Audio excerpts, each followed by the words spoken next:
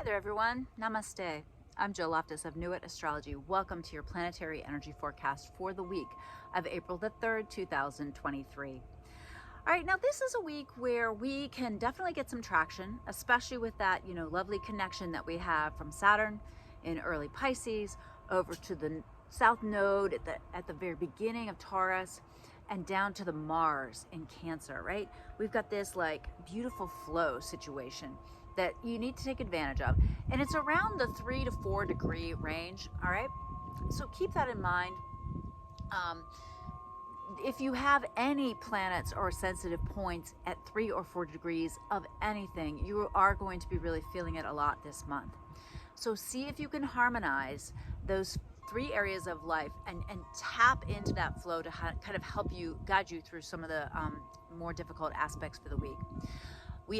This week we have a full moon.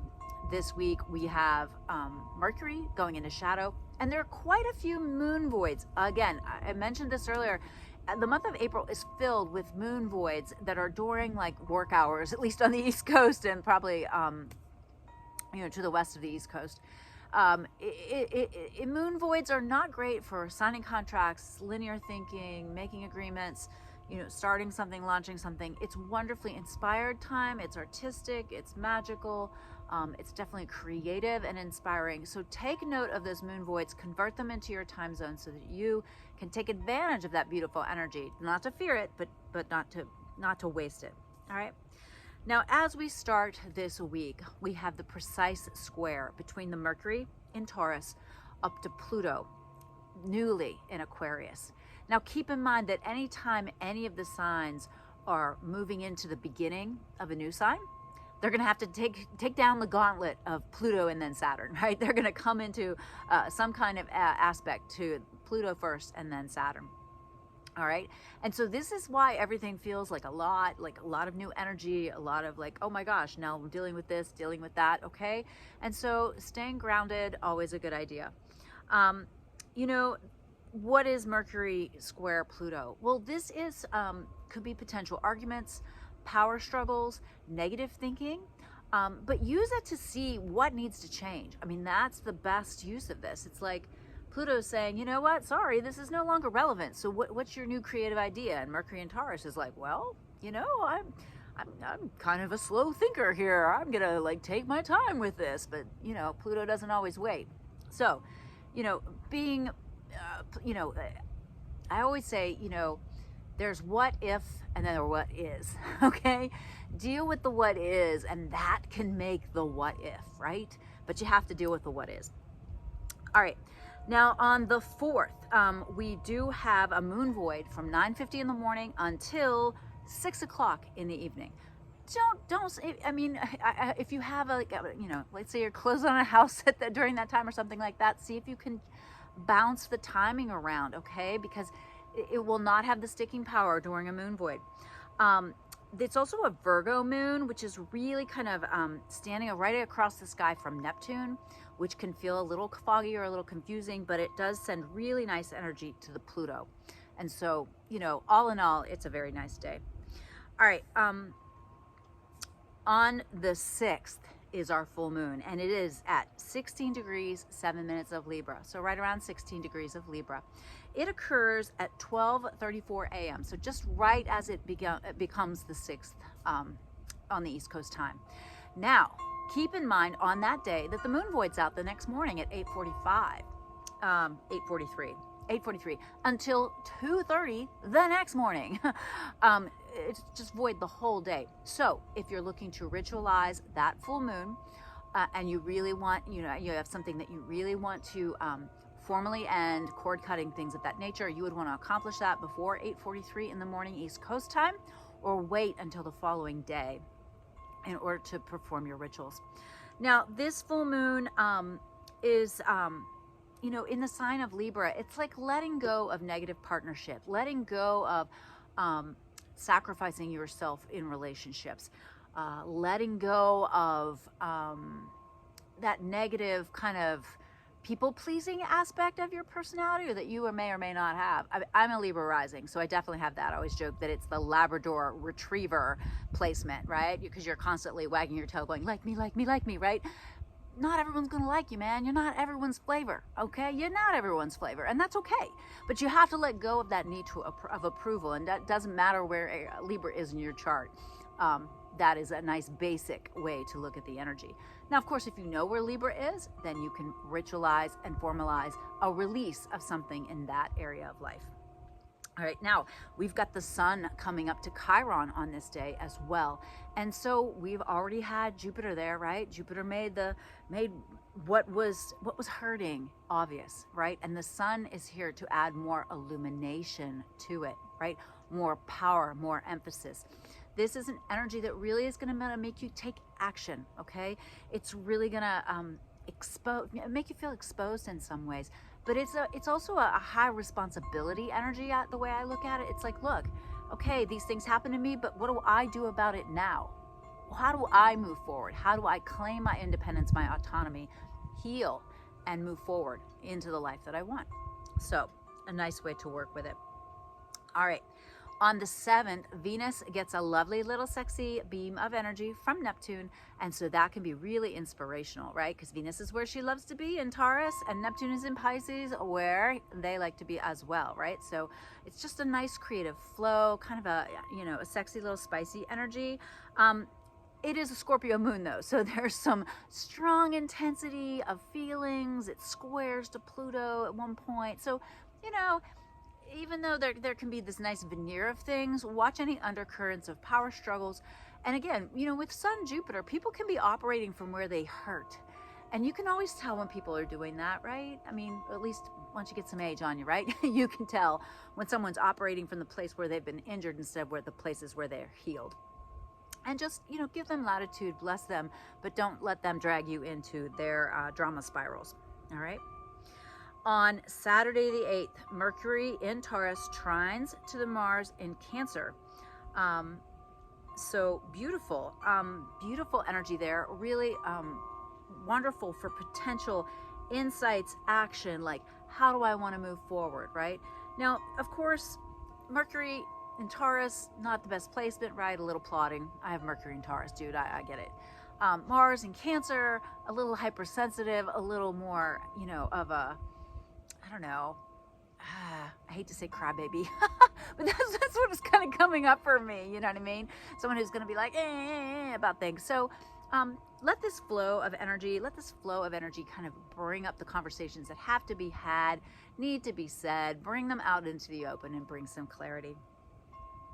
All right, now on the 9th, we still have that flow between the Saturn and the nodes, and Mars, but now it's just the Saturn and the nodes. Mars has moved on, but Saturn is sending a sweet little blessing beam to the North Node in Taurus, but it's sending a trine energy still all month to that North Node or South Node. I apologize, South Node in Scorpio. And so that connection between those two areas of your life, how can you what's being presented to you that can make those work better together?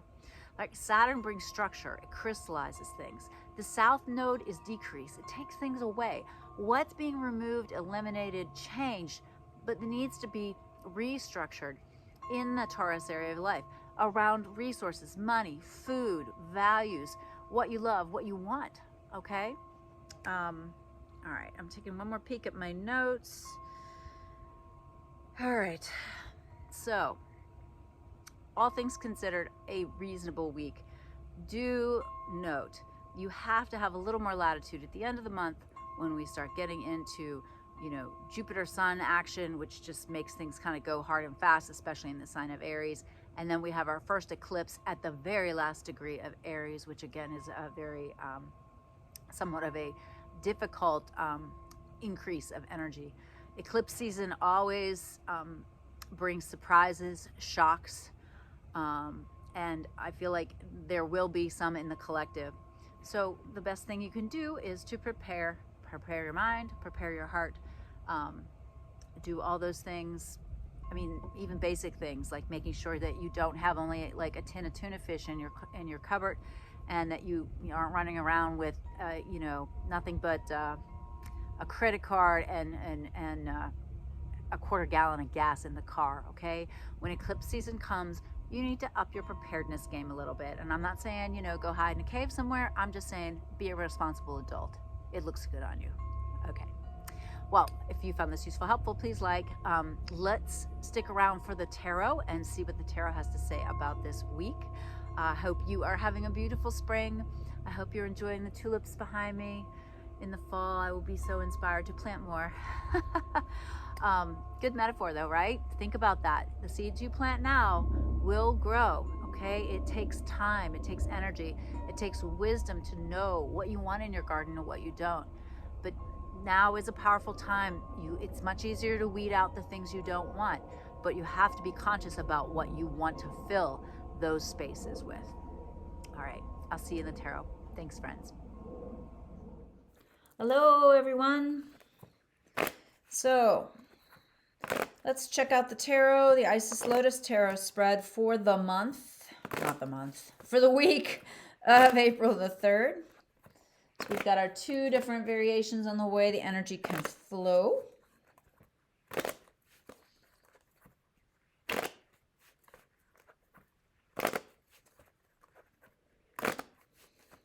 All right. So when we start out, we of course start out with the basic influence, like what we've been coming through in the past. And so we've got the Ace of Swords. So Ace of Swords is kind of like, all right, we've had to like eliminate some things, but through that elimination, there's new beginnings occurring. All right, the present environment, you, King of Cups. You're large, you're in charge, but you're also emotionally mature. You're, you really just are very much in touch with your intuition and inner knowing. This is, of course, positive. The present environment, the Emperor. All right, you got to make some decisions. You got to realize that you're in charge of your life. It's like the good news is you're in charge. The bad news is you're in charge. All right. So as these things come together, there's some really difficult emotions. You're really feeling a little unsteady, a little uncertainty, maybe fear, right? And the key card of the future is, this is a 5 of Cups, where you have to focus on what you have and not what you've lost. Okay, let's pay attention to what we have that's good and not only focus on the bad. Okay, don't fret about what's gone. Look at what's coming forward.